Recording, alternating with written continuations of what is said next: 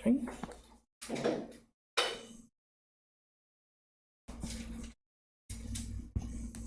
Yeah, so for anybody not here just watching the screen recording, I will screen record Monday's test review also. She can't make it Monday. I need you to be here Tuesday to take the test. It's one of our regular days. So. 9-1 is not a bad section. It's really just about making a budget. It's really what's going on in 9-1. So some of that you're probably already familiar with. If not, stuff you need to be familiar with. So, we'll look through it, and then in 9-2 we do some things like calculating interest and credit card payment. Well, I don't know if we do credit card payments or not. We do some basic calculations. We don't have a whole lot of calculating other than percentages in this section in 9.1, so most of the formulas and stuff are in the next section. So we're gonna create a budget here, and I think that's about all we're doing, because the other stuff we kind of did with percentages, so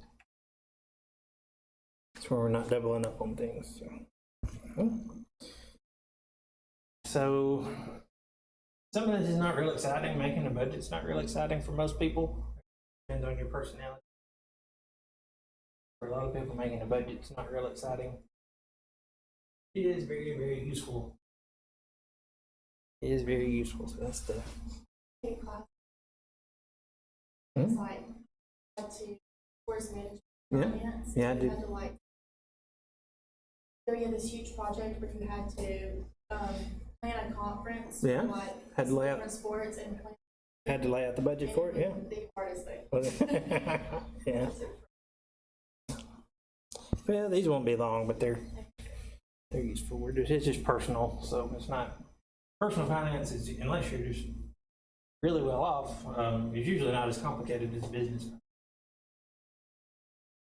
Usually, you don't have as much going on in a personal budget, unless you have a whole bunch of money, and then if you have a bunch of money, you pay somebody else to do it. That's how that goes. So we're gonna calculate some income, calculate periodical expenses, then so the idea, okay, when we're laying out our budget, is we have to figure out what we have coming in for the month, okay, and that part can be challenging if it's not the same from month to month. So usually what you end up having to do is you end up having to make a budget for each month if you're not sure on how much income you're going to have coming in each month. And we calculate our expenses for the month. Usually those are more stable. Usually rent's the same price every month and things like that. Usually you can have your power bill set up where it's about the same.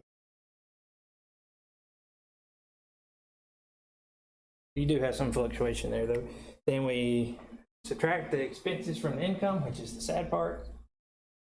You want to cry, you take everything you have to spend out. And anything we have left over, our textbook suggestion is to put it in some type of savings or long-term investment or an emergency fund, which is a good practice, Okay? So a little bit of terminology that you've probably heard before if you've worked any. That's net income. That's where we take our gross income, or what we make on paper, and subtract all the taxes and everything else that comes out. So here we're being pretty simplified. I think this probably the next problem we're going to do, we're just doing just federal tax. In general, and depending on where you work, you have several other things that come out of your pay. A lot of that's location based, though. Kind of generic here, but we're taking our gross income and subtracting the taxes and get our net income. So when you're looking for a job to apply for and you're looking at salaries, keep in mind that the salaries you're looking at are the gross salary, not the net. So, be nice. It makes me sad to calculate what my net is versus my gross, but it's that way for everybody, I guess. Okay, so let's look at the problem here. We're going to figure out some net income. It says Jamie graduated from college in 2013 with a degree in accounting. Her first job pays an annual salary of $52,000. How much should Jamie expect to pay in federal income tax for this salary if the federal tax rate is 15%? Unfortunately, in practice, it's not quite that simple, but we can work it as if it was for this problem. So this is just a percentage problem. So if her annual salary is $52,000, we need to figure out how much tax she has to pay. So how can we do that? We're trying to find 15% of $52,000. So that's a problem like we've done before, right? We change 15% to a decimal, 0.15. And then we just multiply 15% of 52,000. So that tells us to multiply. Figure out what her taxes are. It's 0.15 times 52,000.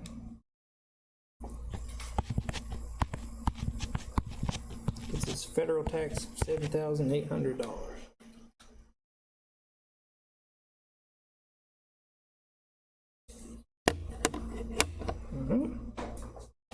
And then if we wanted to figure out what her net income would be, then what would we do? We would take the 52,000 and subtract the tax away, right? So this is a bonus problem. We want her net income. 52,000 minus 7,800.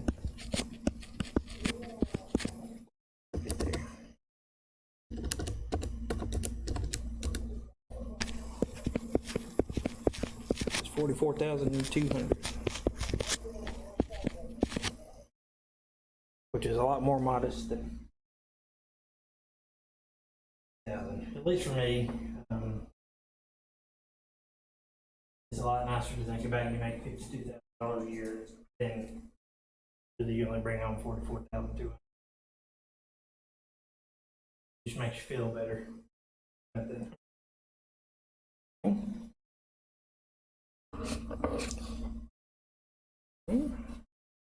Questions on that one? That one's pretty straightforward percentage problem. The kind of stuff we've already done. All right, let's look at another one. I believe that's Priya, I guess. Just graduated from a liberal arts college and acquired a job as a sociologist. Her yearly salary is $34,500, which sounds about right. If the federal tax rate is 15%, the Social Security tax rate is 6.2%, and the unemployment tax rate is 6%, determine the following. So now we're getting a little more realistic. We want to figure out her yearly taxes. We want to figure out her monthly take-home pay. So yearly taxes first. For each one of these, I think I have it in the slides. So for each one of these, we just change it to a decimal, multiply by her yearly salary. 0.15 times the salary. 0.62 salary. So I think I've left that in here. Let's see. Yeah. So and 51.75 in income tax, 21.39 Social Security, 70 unemployment for a total of $9,384.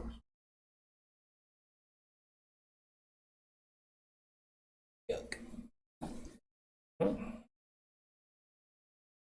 So on B part, we need to figure out, that's the more interesting part. In B part, we need to figure out our monthly take-home pay. So how can we do that? We don't have our monthly taxes, but we have our yearly taxes. And you got that on. The percentages times the gross. So what we can do is we can take our yearly taxes and subtract it from our yearly income.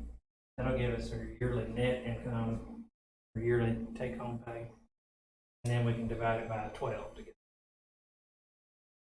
get the monthly take-home pay. So we have a total of $9,384 of yearly taxes.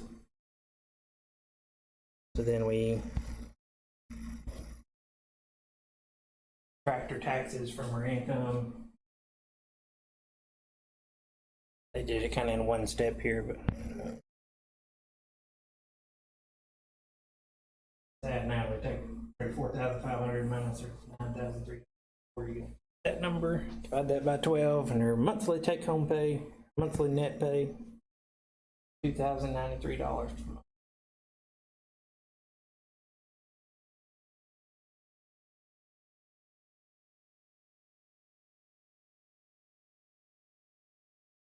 And that's probably still a little more than real life. Taking home. But we're getting closer there. If you pay attention to all the things coming out of your check when you get paid, you see a bunch of stuff. Does Jacksonville have a local tax, occupational tax? Anybody knows they work in Jacksonville? Just a couple of you working. Don't know yet. Some cities do. I think Oxford does, Gadsden does. So some places you work in the city limits, you get to pay an extra tax for working in the city limits. Fun stuff. All right.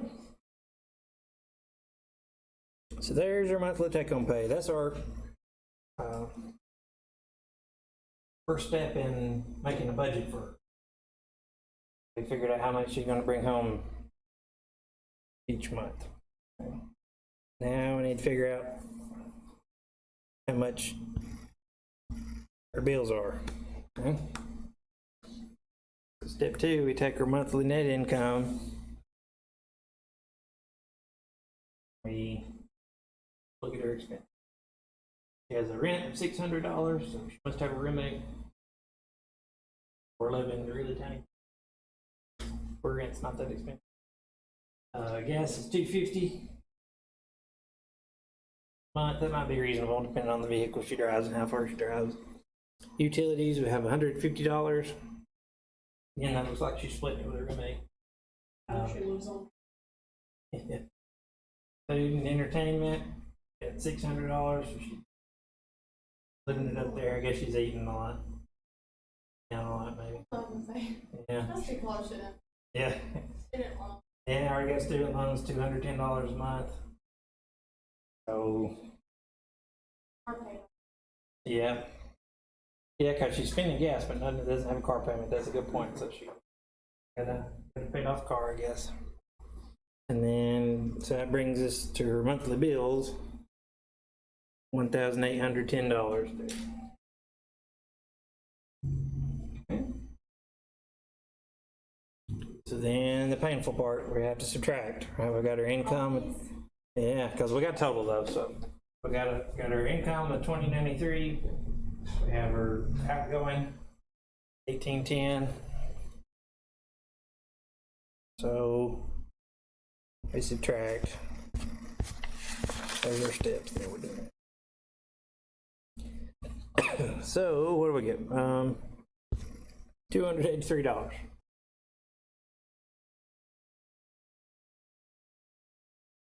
How much she has left after bills every month. But she has the $600 food and entertainment, so the idea, you don't want a lot left over after your budget. The idea is you want to try to put everything in there. It's your budget, so you can make it. You can, as far as the money goes, you can make it whatever you want it. If you want to have a $600 a month shoe budget, that's fine. Put it in the budget.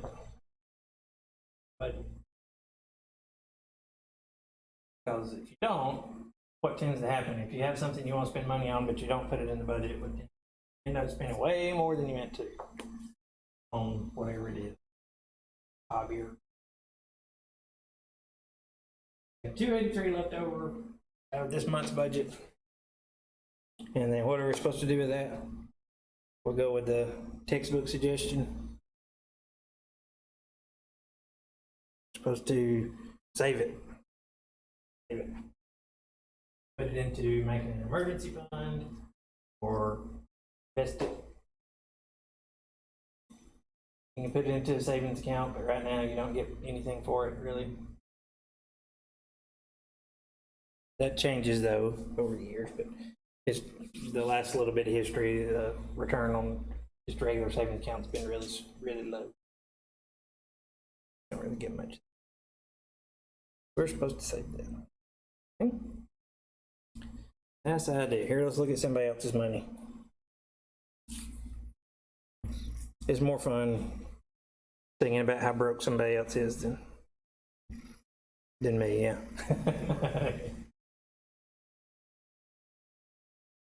We're gonna look at Gail. Says she works for an art gallery with an annual income of $44,000. Her net, I don't know. She's a big one, I guess. Her net monthly pay is $2,669.33. So it gave us that part this time at least. Her basic monthly expenses are the following. Okay, so rent $550. Utilities $310, so that's a little more realistic. Cell phone $60. That's pretty cheap. That's what I'm saying. Yeah, no, yeah. It's like, oh, Mine's about that, but it's 60 I have really small. Yeah, I have really small data package. I don't use much data. So. You see, that's unlimited right there. Yeah, you can go with some companies. Are you I went to the phone store with my friend. And, Straight Talk has yeah, some of the smaller companies have some deals. I I'm on don't. Verizon now. Yeah, see, I'm on I was Verizon. like, So. mine's 120 on myself. H2O, that's AT&T, $60 a go over there. They run through the same towers. Yeah. Y'all have to Yeah, see, that's good stuff to talk about. Insurance, $40. I don't know what kind of insurance that is. We have really good insurance here at JSU, and mine's more. Yeah, well, so it just depends. So with Jay, sorry, I know this is random. So you get insurance with JSU, but you still have to pay. Mhm. So Yeah. that's Well, that's how it is. Most employers, if you have employer provided health insurance, they pay. Majority. Yeah, they pay a lot of it. And then it depends on some places they pay less of it. It just depends on where you're at. That's okay. That stuff needs to be talked about. Transportation $65. I don't know if that's like subway tokens or well, it's not gas. It's for sure. Public bus. I don't know. I have a lot of that around here, so I don't know what runs. But food $300. That's stretching it pretty thin for a month. Like, so the thing that's weird about this one to me is she lives somewhere where there's an art gallery where she can make $44,000, but the rent's cheap. Just take a And bus. yeah, she takes a bus, but apparently food's not expensive. I don't know, some weird hypothetical place. She bought a bike for that much. Maybe, yeah. Yeah, maybe she got a payment on a bicycle. That's what it was. Yeah. And then, I don't know. She So you could live in Miami. Yes, You you could do. take the train for like $2 from like 2 hours away to get to. Yeah. So if you're even not in Miami, you might could do that. That's okay. Then loan repayment $290. So let's see what we're supposed to do. There's your monthly basic expenses. And then she got a side gig. Says she receives $30 a week on average from a side consulting job, and she gets $45 a month to charities. So we got a little bit of extra income, and then the giving that goes in the outgoing budget. Okay. How much does she have each month for expenses that are not listed in her budget? So what do I have to do? I don't think I have this one. So let's total up her expenses here on this slide.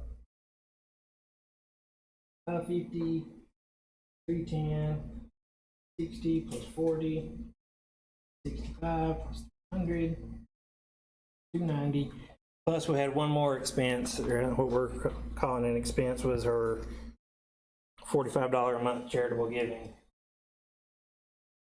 That totals up to $1,660.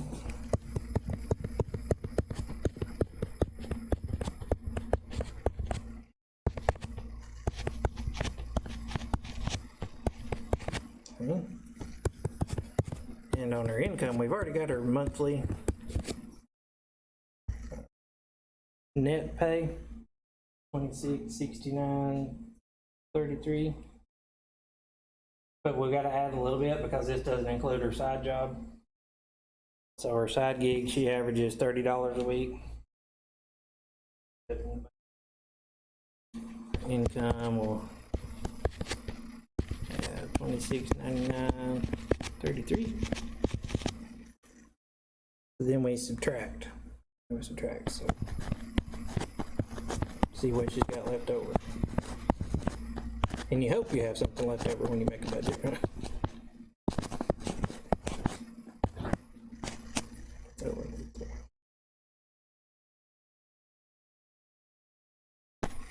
she has $1,039.33 left over.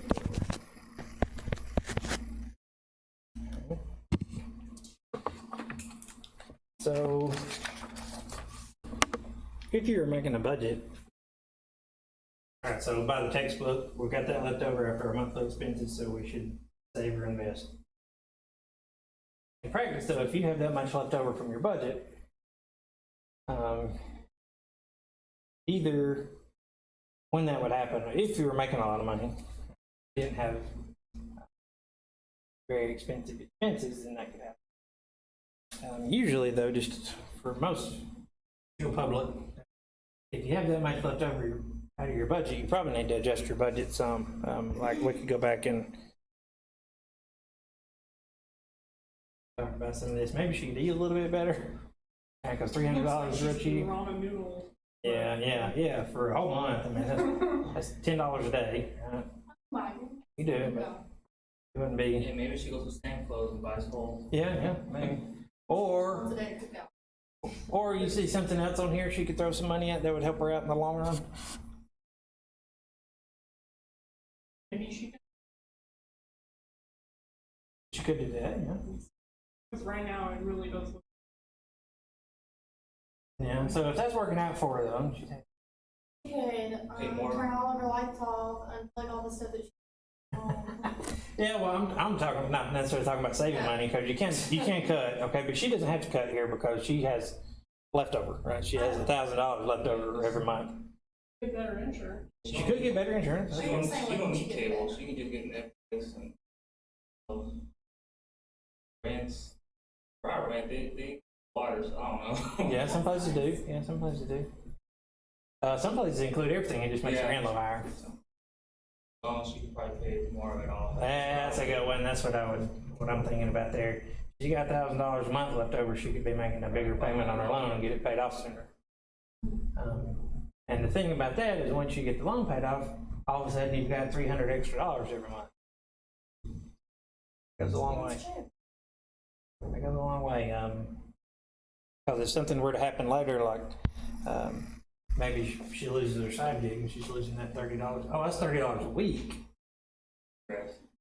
Yeah, so I messed it up. I did $30 a month. So $30 a week, we pay $120 a month. So she really has more than this. We won't go back. Yeah, she's doing pretty good. Yeah, where is she working at? She didn't have kids, I know that. So. Yeah, art gallery. It said that, art gallery. So, like the art gallery in Jacksonville. No. Yeah. But anyway, yeah. But like if something happened and she lost her side gig and she had that loan paid off, then it would make her budget work. So that's just something to think about there. Okay. In general, the quicker you can get debt paid off, the better. I don't remember how much we get into in the next section, but the faster you pay off a loan, the less money you end up spending on it. Because you have the interest you pay every month, so you're paying less interest if you pay it off faster. So. Some places make you pay like early payment. Some do. Yeah, you try to avoid that when you're taking the loan. But yeah, that some places do that. They'll make you pay like a early payment. Yeah, like They're if not getting the interest on so if you pay it off early, they charge you to recover their money they're losing by you paying it off early. it's a little bit shady, but it does happen. A lot of private school loans, like Mm. Okay. Nope, wrong thing. That's for stats. You don't want to do that section today. Be a little confusing. Okay. All right, so here we're going to talk about some interest things, so we'll get a little bit of this talked about. Calculate simple interest. And we're going to talk about future value, compound interest, and then the last one, annual percentage yield, or APY. So this section we have several formulas. But remember, I will give you the formulas on a formula sheet. So the main thing with the formula is you don't have to worry about remembering them. You just have to remember like what the different letters in the formula, what number is supposed to go there. And then we'll make sure you can put them in your calculator today and get the right answer out. Yeah, I'll give it a name and everything. So you just, I don't, unless you're like a finance major, nobody has all these memorized. I don't. The only reason why I know the ones I do is because I teach this. But just in life, you wouldn't do it. And once you get into the more complicated formulas, they start getting kind of messy. So most people would just use like an online calculator instead of actually doing it by hand now anyway. So this part of this class is about being practical, so we'll be practical. We're not expecting you to like figure out your credit card payment by hand or anything like that. So, okay. So interest is an important topic. It drives a lot of the world. Sadly, sometimes works out good. But, we've got a quote by Albert Einstein. Said one time he said, "The most powerful force in the universe is compound interest," and it can be, okay, because a lot of times businesses survive or they're shut down based on little decimal points in formulas somewhere, and whether or not they can make enough money to survive or not.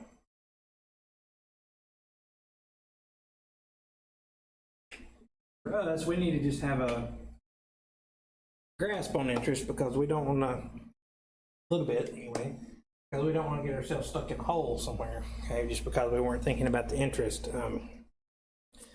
Anytime you buy something on credit, if you're buying a car or buying a house or something like that, you need to be aware of the interest because it does play an important role. Okay? So, if interest is working for you, you think it's the greatest thing ever. Like if you're making money on a retirement plan or something, that's awesome. And if interest is working against you, you really don't like it because you're having to pay extra money that you didn't get anything for. So, kind of goes both ways. Okay? So here, we're thinking about things from the borrower's point of view. Okay, so interest is the amount we're charged by a lender for borrowing money. You could think about it the other way around and say it's the amount we earn on a growing investment also. So. And one term that's important here is principal. You'll hear the term principal thrown around a lot. And there's two versions of the word principal. Here it's the same as the principal of a school. You heard the little rule on remembering that one. It's PAL at the end because the principal's your pal. Oh, that's It's the same spelling with money here. Okay. So principal is our starting amount of money. It says it's the sum of money on which interest is charged, but it's our starting amount is the principal before any interest is applied.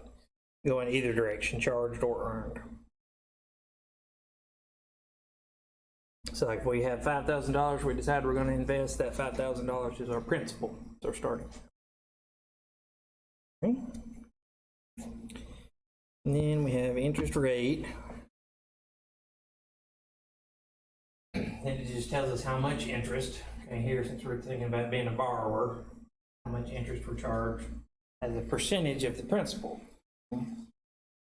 So interest is usually a percentage, since it's on the principal. If you have 5% of $5,000, that's not as much as 5% of $100,000. So you charge more interest for the bigger principal overall, even though it's the same percentage. A little bit of vocabulary here. Usually when you see the interest rate on a loan or something like that, what you'll see is they call the APR. It's the annual percentage rate. So that's the interest rate over a year, percentage per year. APR. So now when you see that APR on car commercials, no, so they don't advertise it a lot unless they have a good deal on them. So Christmas time you'll see, but now for 12 months, 0 APR. So that means for a year they're not going to charge you in. Sometimes it'll say APR as low as some percentage. Okay. That comes up a lot. All right, so first type of interest, or first little formula. This one's pretty simple formula. What we call simple interest. So have simple interest, figuring out our interest on some principal amount over a certain period of time. So here with our symbols, this is an I. I really need to change the font on these formulas. It's a capital I, and it's P times R times T. So I is our interest. Our annual interest rate, or APR, is a lowercase r. The principal is P, and then T is time. And an important thing about time in these formulas is it's almost always in years. So if they give you something about months,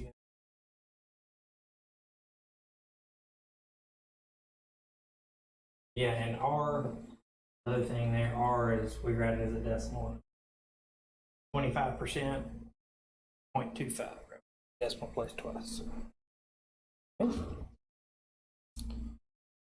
So let's look at one. This formula is not too bad. It says determine the interest that is accrued on $5,500 for 5 years at a rate of 8.5%. So here's our formula.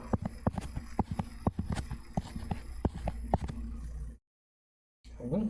So our investment, or our loan, thinking about it that way, our principal amount, the starting amount, was $5,500. So that's P. It usually says rate, so our interest rate, R, here is going to be 8.5%, but we're going to change that to a decimal, so 0.085. Move the decimal place 2 places to the left.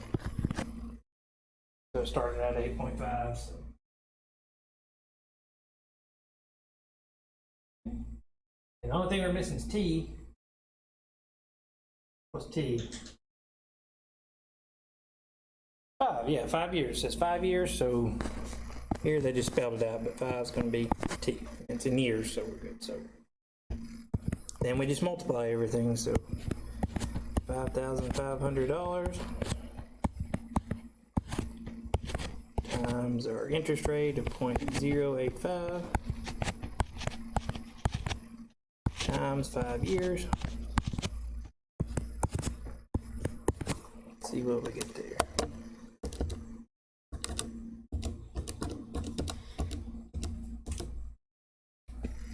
So there we end up with $2,337, and it comes out 0.5 on the calculator, so that's 50 cents.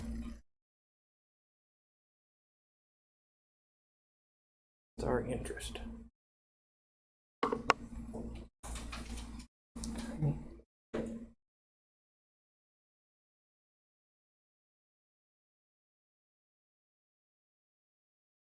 Right, so like if this was an investment we were making and they said after 5 years how much money we have, we would have one more step. Because we would not end up with just the interest, but that's what we end up with. We still keep our money we started with. If it asks us the total that we ended up with, we'd have to take I and add it back to D.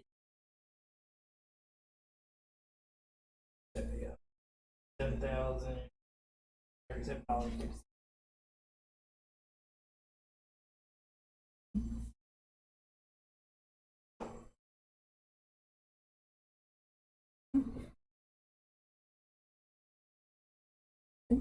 Questions on that one? Formula, that formula is not too bad. Right? Even really on that one, even if you get the numbers mixed up, as long as you get them all in there, you get the right thing. The main thing on that is remember to change the interest rate to a. That's about the only thing that can mess that one up. All right, let's see. Let's get another problem. Since Ian's purchasing a new television with a deal from Big Screens R Us. The deal offers 90 days, same as cash, to make the purchase. This means that at the end of 90 days, if Ian has paid off the television, he owes no interest. However, if Ian does not pay off the amount, he owes simple interest for the original purchase amount calculated over the entire 90 days. If the price of the television is $2,650, tax included, then annual interest rate of 21.99%, how much would Ian owe on the 91st day if he made no payments during the first 90 days? So have you ever seen these deals come up before? A lot of times it's like on, you have like furniture and stuff like that. I think of it same as cash flow. Places that commonly. So the idea is if you get it paid off within whatever time frame, here's 90 days, you don't have to pay interest. It's just like you pay cash. But if you have any balance left at all, even if it's like $1 left on the 91st day, you have to pay interest on the whole thing. So here we're trying to figure out how much we would owe if we didn't make any payments at all for 91 days. So we're just calculating interest on the price. So what numbers do we have? Well, it says how much would he owe. So first we need to calculate the interest. That's what we need to do. Our I equals PRT formula. So our principal, our starting amount, the amount the TV cost was $2,650. Okay. The annual interest rate is 21.99%, so we would change that to 0.2199. And then we get a little tricky here because we're dealing with days. The T needs to be in years.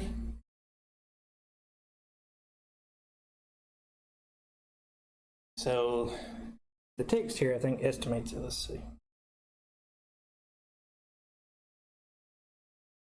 Yeah, so the text has been doing a little bit of estimation here. They're calling 90 days 3 months.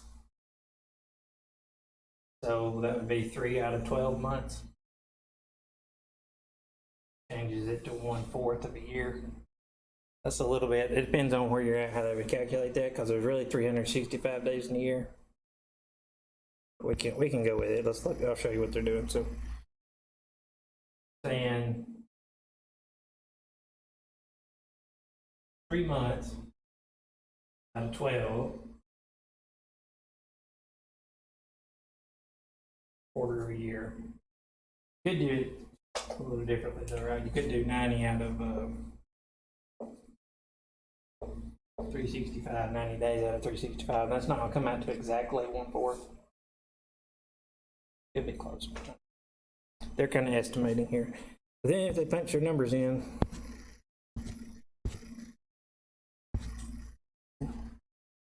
we get the interest. Multiply those three. Get our interest $145.68. But then we have one more step we have to do, because it asks us how much he would owe on the 91st day if he didn't make any payments. So that's the interest.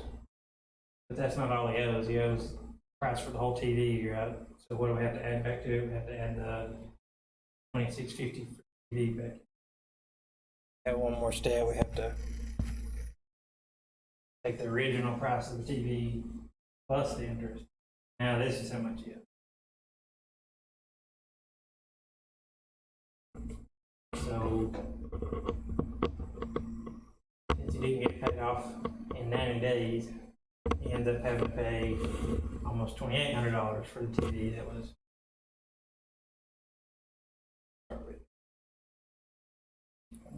Questions on the math part of that? It's not. Now for the life part. Is that a good deal to do 90 days same as cash? It depends, right? No, you're gonna have people jump in and say, yeah, just pay it off in 90 days. Okay, yes, if you pay it off in 90 days, it's fine, because it's just like you just went in there and bought it. Okay, but you are running the risk that something will happen and you don't have it completely paid off. So I'm not expecting that anybody would do that and not make a single payment for 90 days. I'm sure it's happened before, but most people would not do that. But if you get down and something happened and you got like $5 left on it, it doesn't matter, because at the 91st day, they're still gonna charge you $150 interest. And the bad thing about it is the TV's not worth this number. TV was worth this number. That's what you paid for it. Because you bought it on the 90 days same as cash, you ended up more for the same. So in general, you want to try to avoid things like this because it's television, so it's not a necessity. Right? So what you should do instead, ideally, is take the payment you were going to make on that 3 months and save them, and then go in the store and buy it. Yeah. You don't have to worry about any interest.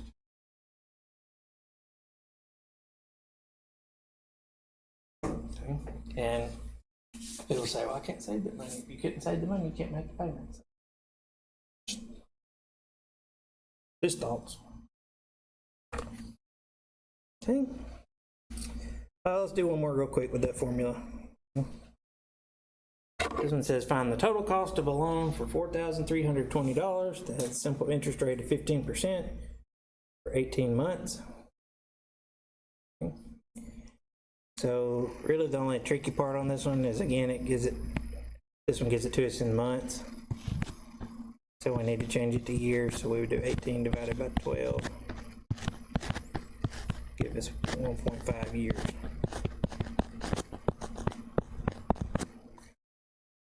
And then the 15% we change to 0.15.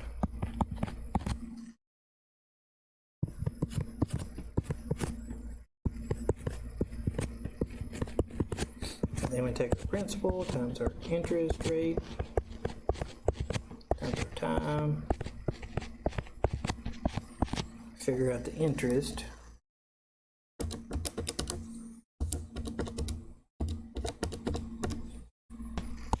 Interest here is $972, and you just have to be careful about what it's asking, because this one says find the total cost. So we don't have to just pay back the interest, we have to pay back the principal too. So we have to take $4,320 plus the interest, $972, to get the total cost.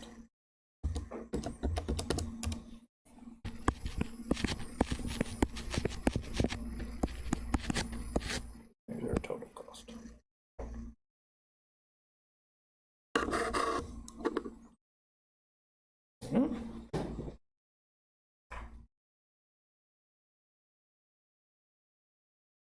Questions? Who does? That's simple interest. Most things don't run on simple interest. It does pop up from time to time.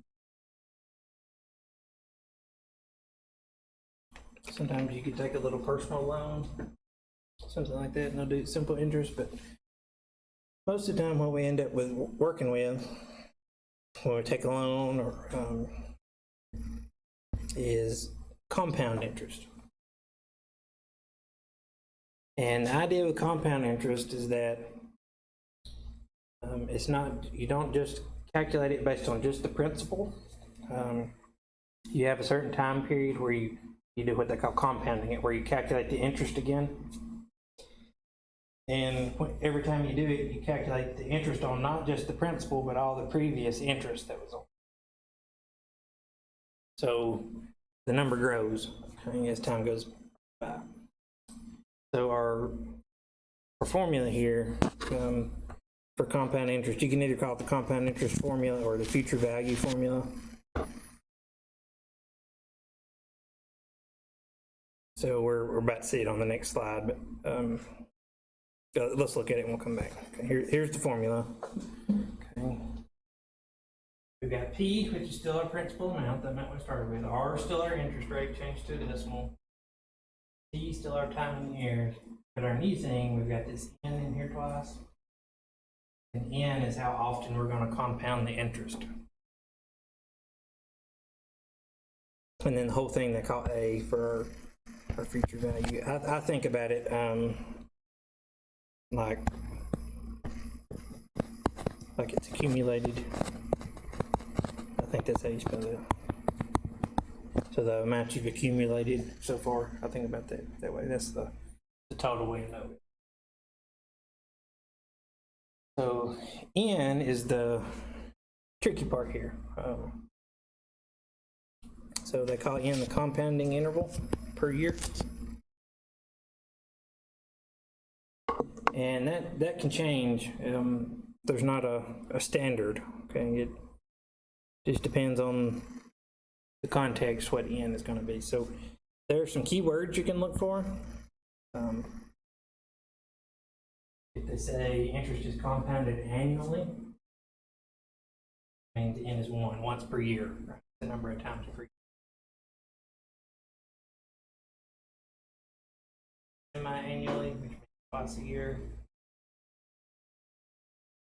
Quarterly means 4 times a year. At quarter, we got that. Monthly, there's 12 months in a year, so 12 times a year. Weekly, there's 52 weeks in a year, so for daily, 365 days in a year. And really out in the real world, there's 365 days in a year except for what? Leap year. On leap year, we have 366 every 4 years, right? So a lot of times for daily in real life, we won't do it. In real life, they'll use 365.25 for daily compounding. Okay. I get the quarter of a day every year. Full day. And then just for life, not for class, but the semi-annually, I think is kind of funny because there's some terminology that gets used sometimes. Sometimes people say biannually to mean 2, but that doesn't mean twice a year. That means, what would that mean? It doesn't mean 2 times per year. That would mean every 2 years.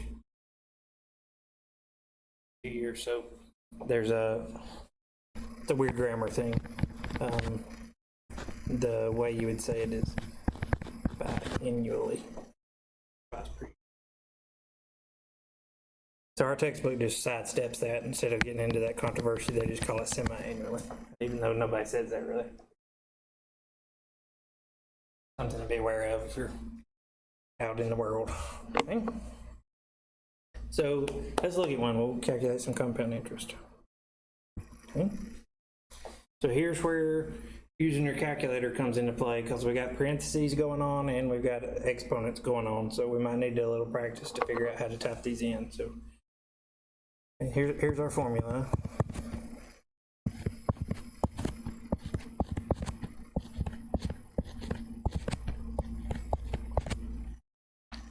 So let's find what we have. It says Lily deposits $12,000 into an account. That's our starting amount, P, our principal, with an annual interest rate of 4.5%. So that we change to a decimal. Get this R. And if she leaves the money in the account for 10 years, so that's T, T's in years. What would future value be at the end of the time period. I missed one though. I missed how often it was compounded for N. So how many times a year is this one compounded? Monthly, so that means N's going to be how many months in a year? 12. So N's going to be 12 there. So plugging into the formula, we've got 12,000 times 1 plus 0.045 divided by 12 to the 12 times 10 power.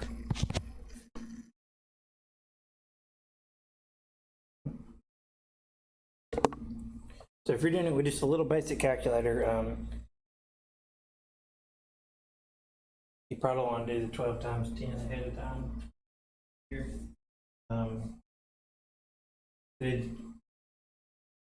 So I would do that. That's 120. Then you can figure out this part raised to the 120th power, and then multiply by 12,000. That's what I would recommend there. If you've got a scientific calculator, you can pretty much type it in the way it's written. So I'm going to type in 12,000 parenthesis 1 plus 0.045 divided by 12 close parenthesis. Raise that to the 12 times 10 power. What you should get on these, so this is you want to practice to make sure you can make your calculator happy.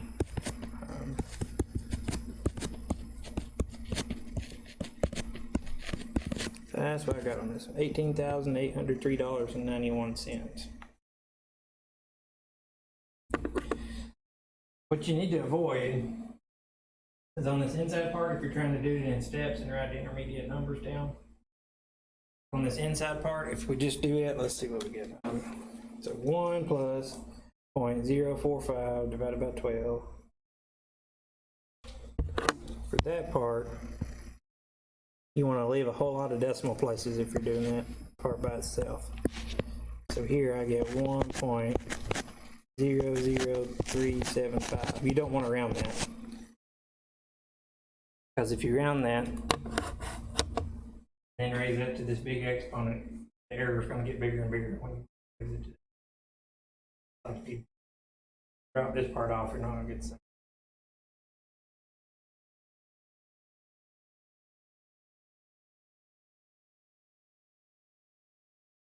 But on that one, you could do 1.00375 raised to the 120th power times 12,000.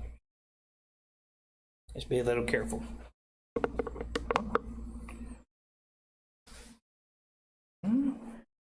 Questions on that one?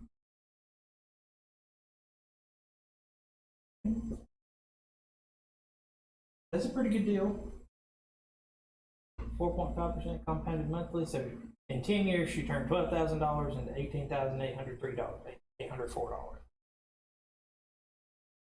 So $6,803.91 of interest. Pretty good investment.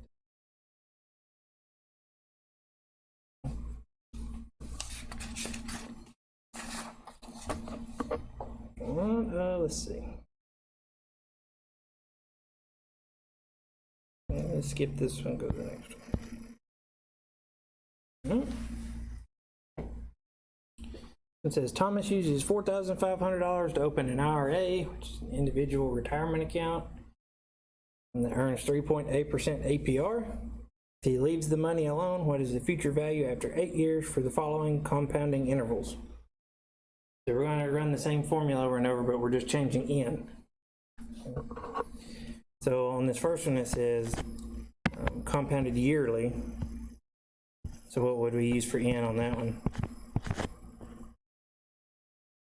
Just be 1, because N's how many times per year. So for compounding yearly, it's just 1 on that one. Oops, sorry. So quarterly, how many times per year is that? That's 4.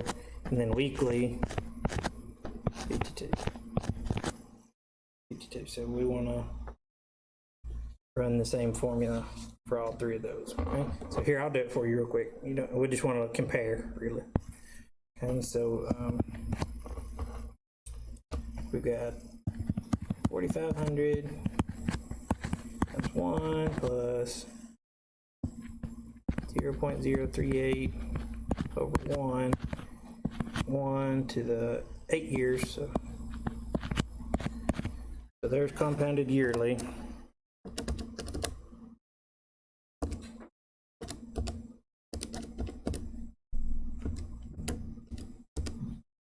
So there he would end up with $6,064.45 when we round.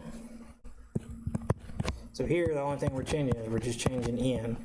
So we're just changing how often it's compounded. So on the second one, it was quarterly, so that means 4 times a year, not 1. Think it's gonna be more or less.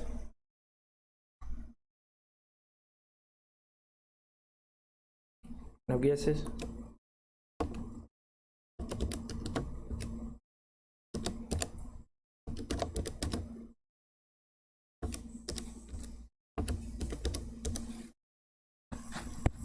And it would be $6,089.97. So it went up.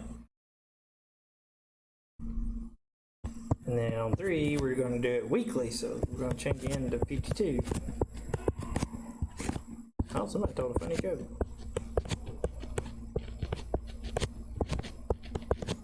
Not 452.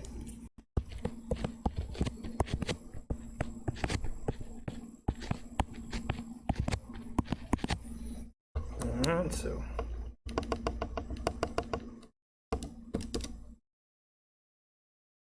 Ooh. Trying to be cute and just fixed it in my calculator, but I didn't mess it up.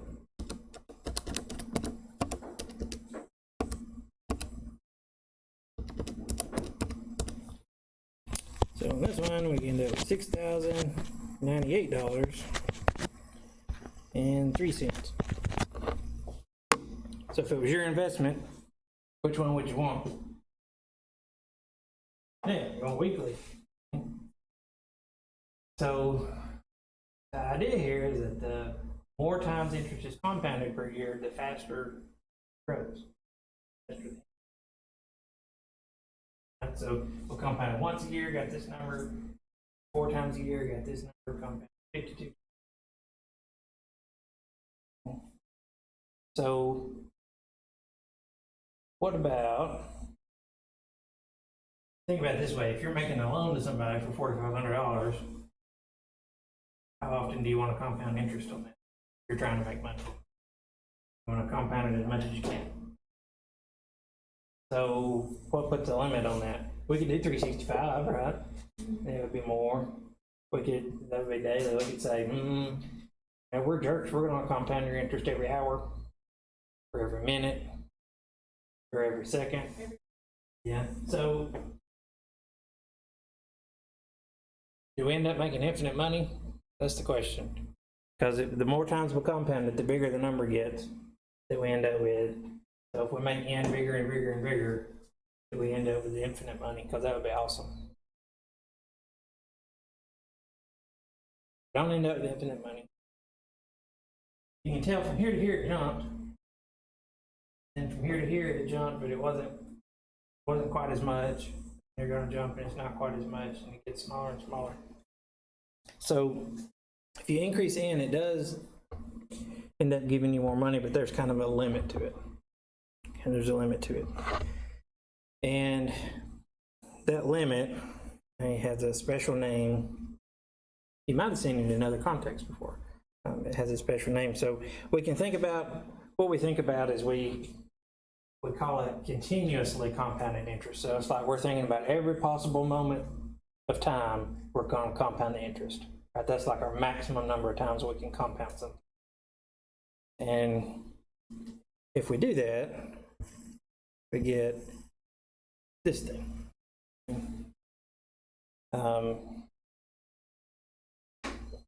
End up with E, and this E is just a number. Anybody seen E in another class? It's kind of like pi. It's not. So this E,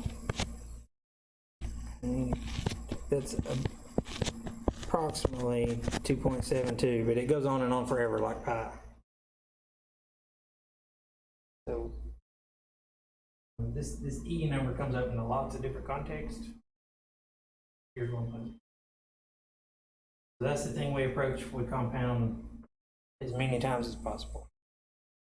So if we have compounded, if we have continuously compounded interest, instead of using the 1 plus r over n part, we just change it to, instead of having nt. So for you just need to know where the E button's at. You just need to know where the E button's at on your calculator. I think it's even in phone calculators. Let's see if I'm done well. Well, guess I left my phone in my office. I think it's up there. Okay, so let's look at a continuously compounded problem. So any problem that says the interest is compounded such and such times per year, use the other one. But if it says it's compounded continuously, use this formula. So this one says find the future value of $8,900 invested at a rate of 2.05% that is compounded continuously over 15 years. That tells us to use the formula with E in it.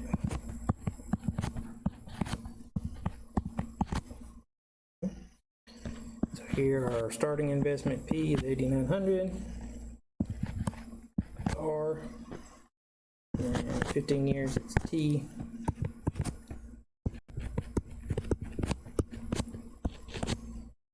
So again, we're going to change R to a decimal, so 0.0205 times 15 years.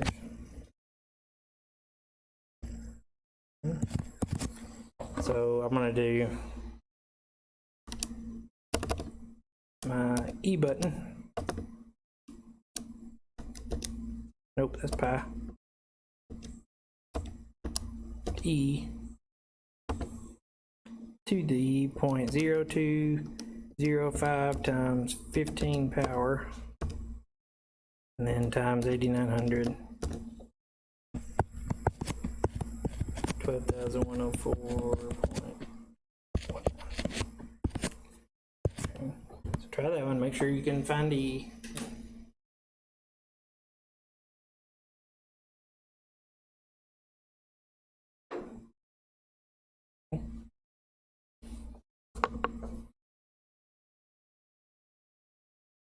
You found E on your phone?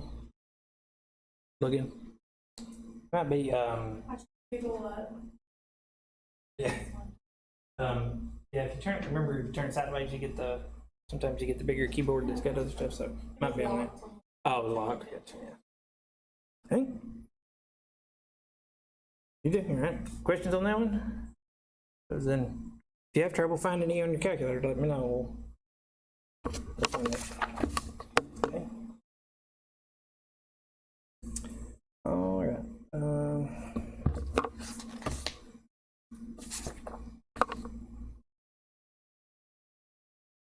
One more formula. Okay. One more formula here.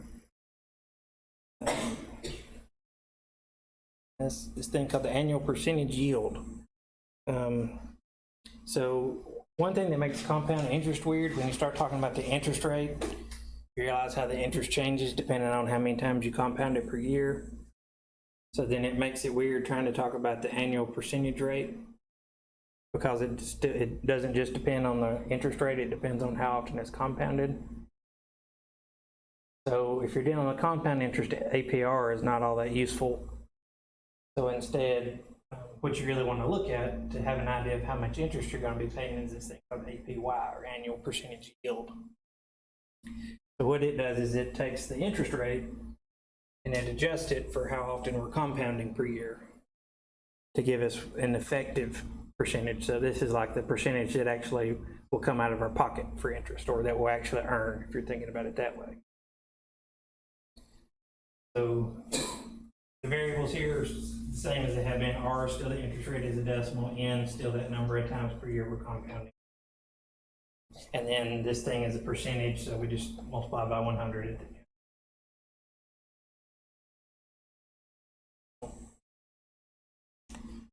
So this one's actually a little easier to type in, but it looks worse, but it's a little easier. So let's look at one. Since Samantha deposits $5,000 in an account paying 5% interest per year, find the APY for Samantha's investment if the interest is compounded monthly. Okay, and then we'll do the same thing, thinking about it being compounded daily. So let's do the first one. So APY looks scary. It's not. We're just going to do 1 plus, and then it's R over N. So here our interest rate R is 5% or 0.05. And on the A, it's compounded monthly, so N is going to be 12, right? 12 months per year. And all we do is raise that to the 12th power, take our answer, subtract 1 from it, and then it's going to be a percentage, so at the end we'll multiply it by 100. So here 1 plus 0.05 divided by 12 raised to the 12th power minus 1. That gives us 0.0511 blah blah blah, and we got to change it to a percentage, and we'll round, so that'll be 5.12%. It didn't tell us how to round, so just move the decimal 2 places. That's what the times 100 does for us. There, even though the APR is 5%, because of how we're compounding it, we're really earning 5.12%.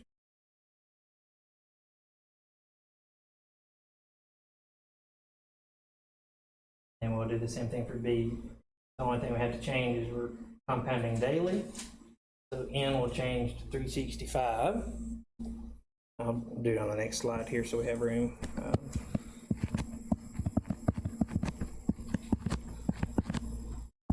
So we got 1 plus 0.05 over 365 to the 365th power minus 1.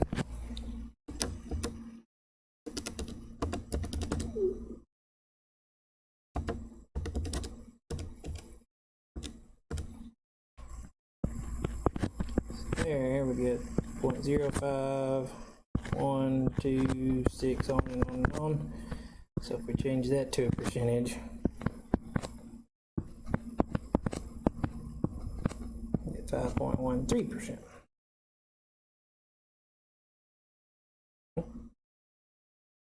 So a little bit more interest, not much, but a little bit more interest. This one is more telling, thinking about it the other way around. So this is thinking about an investment. But where you have to be careful of this is really when you're thinking about paying on a loan. You want to think about the APY of the loan, because you'll see the car commercial now say APR 5%. But depending on how they're compounding that, you're really going to be paying more interest than 5%. Even though they're perfectly legal to say the APR is 5%, that's really not the interest you're going to pay. A little more than that.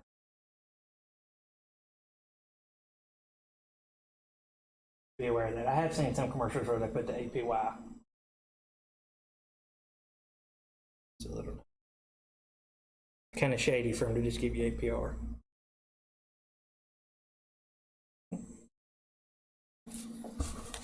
Yep.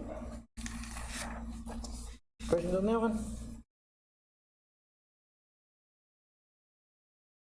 Okay, let's see. I don't want to bore you completely to death with these, so try to see if there's any we can skip over. Oh, one more that's fun. Okay. We'll skip over 8 and go to 9. It's the same thing.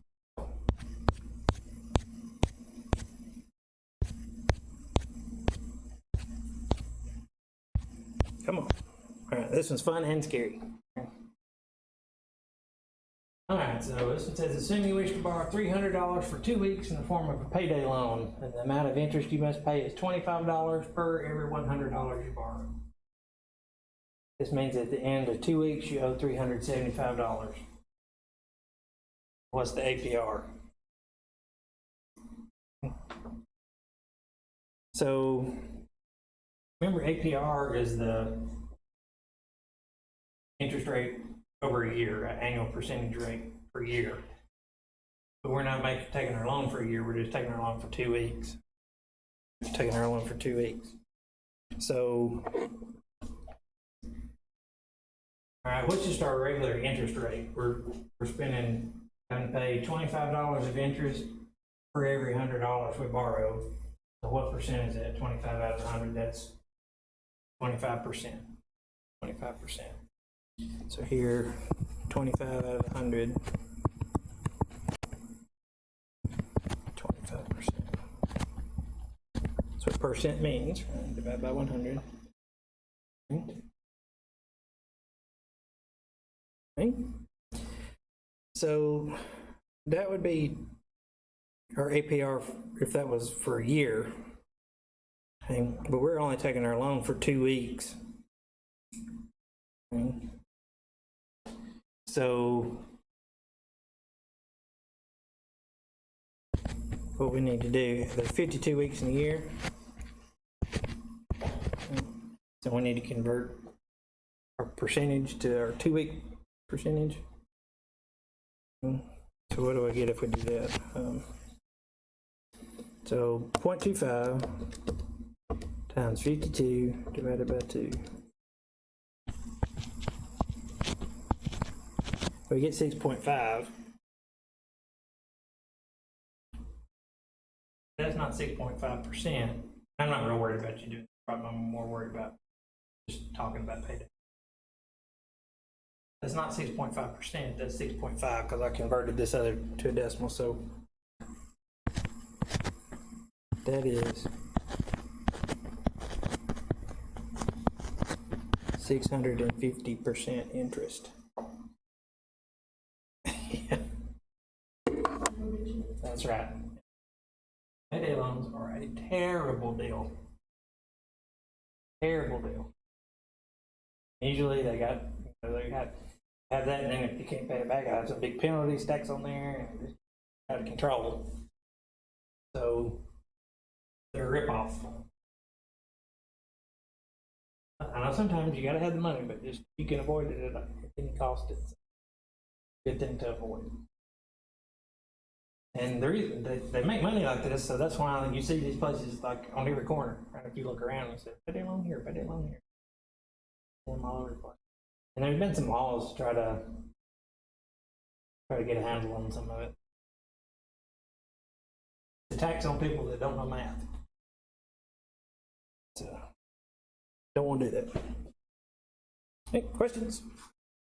Good. All right, that's it. You want to hang around and get Hawk's help? I'm glad to do that.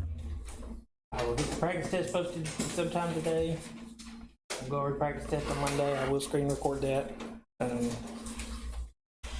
If you can't make it, and if you can't be here Monday, I will see you Tuesday for the test.